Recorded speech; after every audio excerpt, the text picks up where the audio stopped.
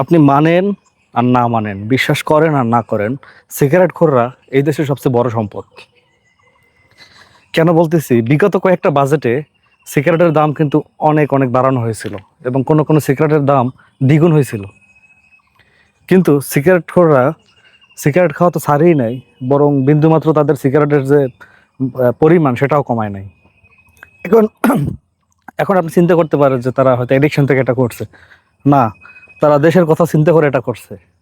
কারণ সিগারেটের যে উচ্চ হারে ট্যাক্সটা আছে, এই ট্যাক্সটা রাষ্ট্রীয় কোষাগারে যুক্ত হয় এবং সে রাষ্ট্রীয় কোষাগারকে সমৃদ্ধ করতেই তারা সিগারেটটা ছাড়ে নাই। তারা কিন্তু ঠিকই জানতো যে সিগারেট খাইলে কী কী সমস্যা হয়।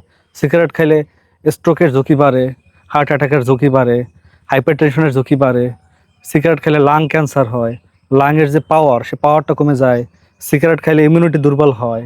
সিগারেট খাইলে হচ্ছে যে আপনার ডায়াবেটিসের ঝুঁকিটা বাড়ে। সিগারেট খাইলে আর কি সমস্যা হয়? সিগারেট খাইলে ইনফার্টিলিটি হয়, অর্থাৎ বন্ধ্যাত্বের ঝুঁকি অনেক বেশি বেড়ে যায়।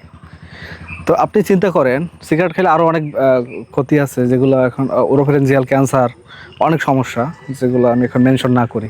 আর আপনি চিন্তা করেন যে এত এত যে ঝুঁকি, এটা কি আমার বিড়িখোর বন্ধুটা জানে না? সে জানে, কিন্তু জেনেও সে সিগারেট খাচ্ছে শুধুমাত্র রাষ্ট্রীয় কোষাগারকে সমৃদ্ধ করতে, রাষ্ট্রের ট্যাক্স যাতে কমে না যায় সেজন্য। সে দেশের কথা চিন্তা করে সিগারেট খাচ্ছে, তার জীবনের ক্ষতি হচ্ছে, তা হচ্ছে সিগারেট খাচ্ছে। সেই বন্ধুর জন্য আমি আজকে একটা ভিডিও তৈরি করতেছি যে ডাব্লিউএইচওর একটা গাইডলাইনে বলা হয়েছে একজন বিড়িখোর বা একজন সিগারেট খোর মানুষ যদি তার সিগারেট খাওয়াটাকে ছেড়ে দেয় তাহলে কখন কি ঘটবে। একজন মানুষ যদি সিগারেট খাওয়া ছেড়ে দেয় তো প্রথম 20 মিনিটের মধ্যেই তার হার্ট রেট নর্মাল হবে এবং ব্লাড প্রেশার যেটা বেড়ে গেছিলো সিগারেট খাওয়ার ফলে, প্রথম 20 মিনিটের মধ্যেই সিগারেট খাওয়ার ফলে ব্লাড প্রেশারটা নর্মাল হবে। এজন্যই বলে যে সিগারেট খাওয়ার 20 মিনিটের মধ্যে কিন্তু ব্লাড প্রেশার মাপা যায় না, সেই ব্লাড প্রেশারটা সঠিকভাবে আসে না। কারণ হচ্ছে সিগারেট খেলে ইনস্ট্যান্ট ব্লাড প্রেশার বেড়ে যায়। তো সিগারেট খাওয়া যদি আপনি ছেড়ে দেন, প্রথম 20 মিনিটে আপনার ব্লাড প্রেশারটা নর্মাল হবে।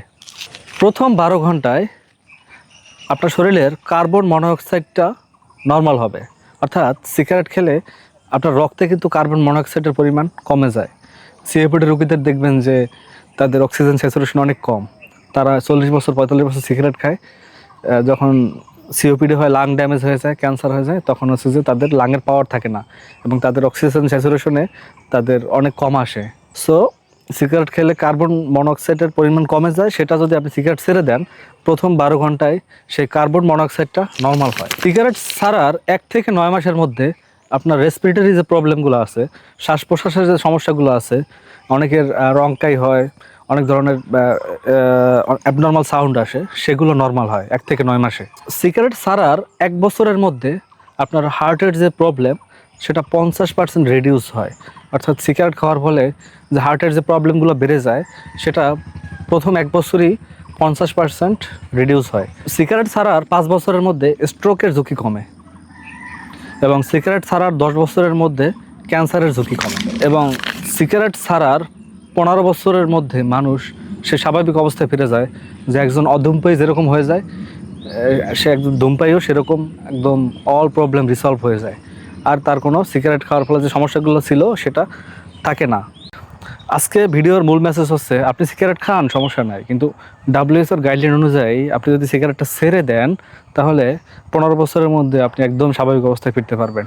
আর যারা অল্প সময় সিগারেট খাইছেন, হয়তো 2 বছর 3 বছর অথবা অত বেশি প্রতিদিন খান নাই, তাদের কিন্তু আরও তাড়াতাড়ি তাদের লাং, হার্ট সব কিছু রিজলভড হয়ে যাবে। সো এই কথাগুলোতে শুধু সিগারেটের ক্ষেত্রে প্রযোজ্য তা নয়, পানের ক্ষেত্রেও। পানও কিন্তু একটা টোবাক্কো, পানও কিন্তু তামাকজাত পণ্য।